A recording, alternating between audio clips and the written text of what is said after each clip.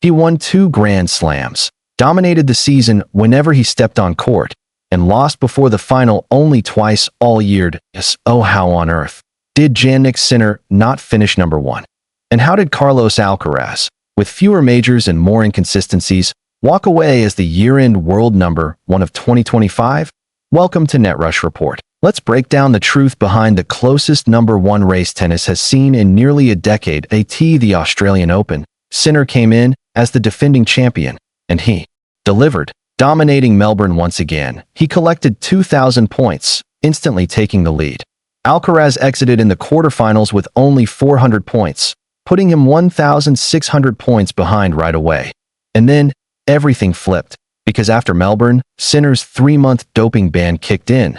The Italian was forced off the tour. Alcaraz had a huge window to catch up, and he took it. With Sinner stuck at home, Alcaraz tried to close the gap quickly. He won Rotterdam. Plus 500 points, he picked up 100. In Qatar he reached the semis at Indian Wells. Plus 400, but then crashed out early in Miami. Only 10 points by the end of the hard-court swing. Alcaraz. 1 for 10 Sinner. 2-0-0. The Spaniard had moved forward, but not fast enough. Then came clay, and Carlos Alcaraz became Carlos the Nightmare Alcaraz. Alcaraz exploded on the red dirt. He won Monte Carlo, reached the final in Barcelona, skipped Madrid for injury recovery, and then returned with vengeance. In Rome, Sinner came back from his ban and immediately reached the final, only for Alcaraz to crush his comeback. Weeks later, they met again in the French Open final and produced one of the year's most insane matches. Sinner held 3 championship points. Alcaraz saved all 3, then took the title, and took 2,000 points with it to by the end of the clay season. Alcaraz. 5,740 Sinner. 3,950 Alcaraz had gained 4,330 points on clay alone, the biggest swing of the season. This was the moment that truly separated the two, and Sinner felt that heartbreak. Just days later at Halle, he went out early as the defending champion. Grass swing. Sinner strikes back. Alcaraz started strong on grass, winning Queens for another 500 points. But Wimbledon was Sinner's redemption. He defeated Alcaraz in the final, earning his 2nd Grand Slam of the year. After Wimbledon, Alcaraz. 7,540 Sinner. 6,000 Sinner was gaining, but he was still chasing. Both men skipped Canada, saving energy for Cincinnati. They met again in the final, and again, the crowd got another chapter of the rivalry. Alcaraz won after Sinner retired sick. Then came New York, the U.S. Open final, Alcaraz versus Sinner, Part 3. Sinner was the defending champion, but Alcaraz shredded the script again, beating him to win another major. After the U.S. Open, Alcaraz. 10,540 Sinner.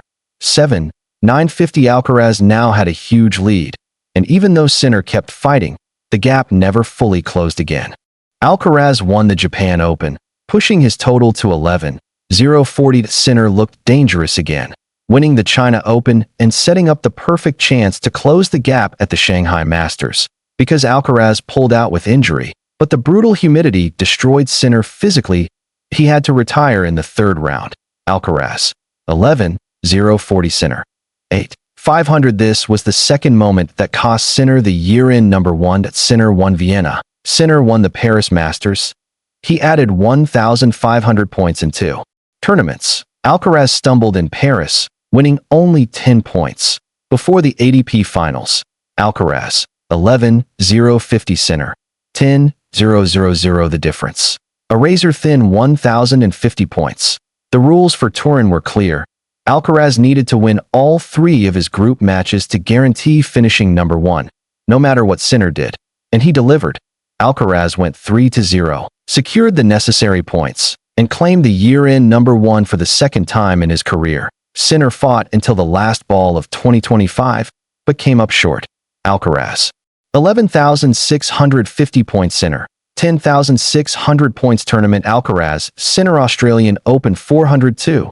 000 Rotterdam. 500 Qatar. 100 Indian Wells. 400 Miami. 10 Monte Carlo. 1000 Barcelona. 330 Madrid. 0 Italian Open 1006. 50 French Open 2001. 300 Queens / Halle 550 Wimbledon 1302 000 Cincinnati 1650 US Open 2001 300 Japan / China 500 Shanghai 50 Vienna 500 Paris 10-1 000 ADP Finals before semis 600 This season marks the first time since 2016 that two players ended the year with over 10,000 points.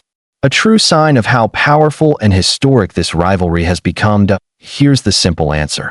***, 3 reasons. He earned a massive 4,330 points, including wins in Monte Carlo, Rome, and Roland Garros. He beat Sinner in Italian Open Final, French Open Final, Cincinnati Final, U.S. Open Final. These were 6-point matches in the race that Sinner's ban, early season break, and Shanghai retirement cost him thousands of potential points. 2025 didn't just give us a number one.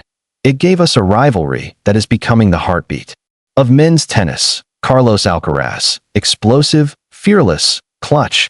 Jannik Sinner, consistent, powerful, unshakable. 2 champions. 1 throne. And this race is far from over. Thanks for watching Net Rush Report, where tennis lives, breathes, and never stops. Make sure to like, subscribe, and stay tuned for more stories that matter to the sport we love.